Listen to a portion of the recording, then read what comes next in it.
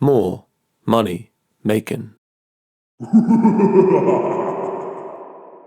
Today I'm going to answer a question a lot of investors ask themselves, both once they're already investing and before they start.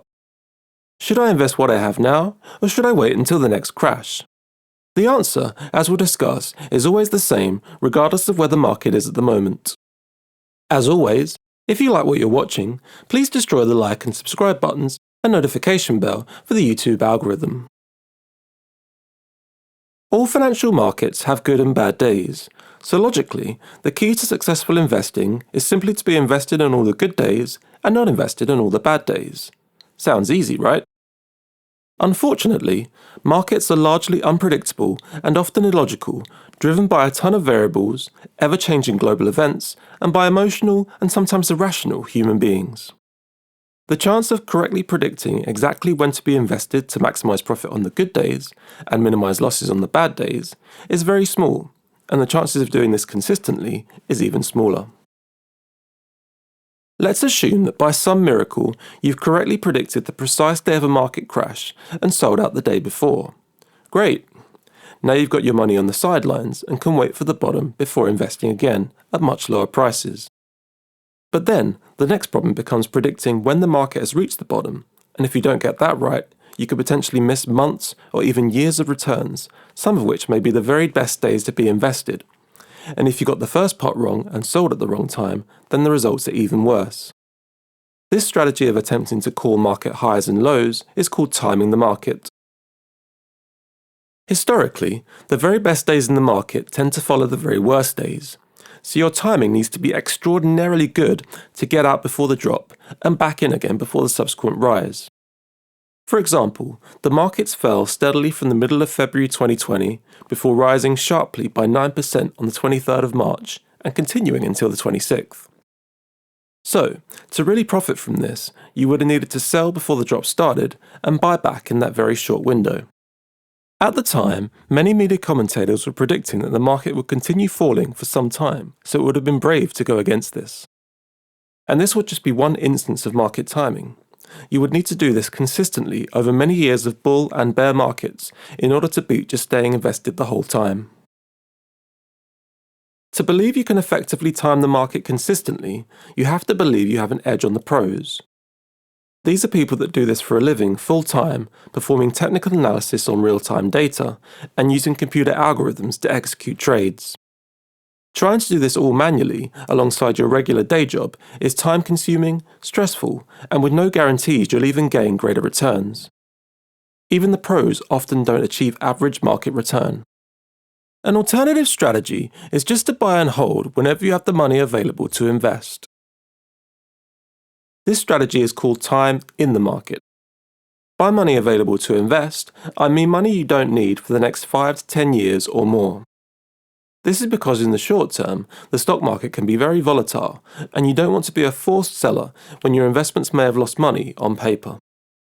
It's also a good idea to have a sufficient emergency fund to cover things like your day-to-day expenses should you lose your job, or unexpected medical or car bills, and so on.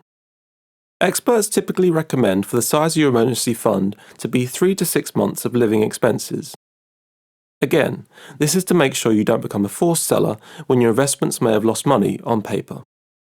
In extreme cases, individual years have had up to 45% positive and negative returns.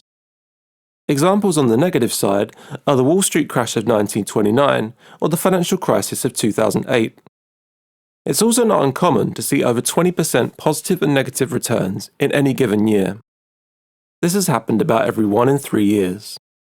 On average, since 1926, stocks have dipped into bear market territory every 6 years, with losses averaging almost 40%. But over the medium to long term, there are far more years of positive returns, and this volatility evens out. Over the last century, the stock market has returned around 10% per year on average.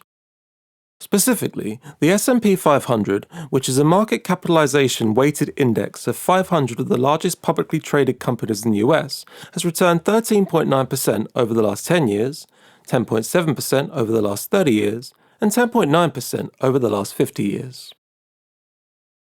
Statistically, time in the market has a much better chance of success over the medium to long term compared to timing the market. To illustrate this, let's take a look at the Fidelity study on the returns of a $10,000 investment in the S&P 500 from January 1st, 1980 to August 31st, 2020. They compared the returns when remaining fully invested for the whole period versus missing out on some of the best days. Fully invested, your investments would be worth $952,512 by the end. Missing the best 5 days, they would be worth $590,571, losing 38% of the potential return. Missing the best 10 days would have lost you 55% of the returns. Missing the best 30 days would have lost you 84% of the returns. And missing the best 50 days, your investments would be worth just $68,033, losing a staggering 93% of the returns.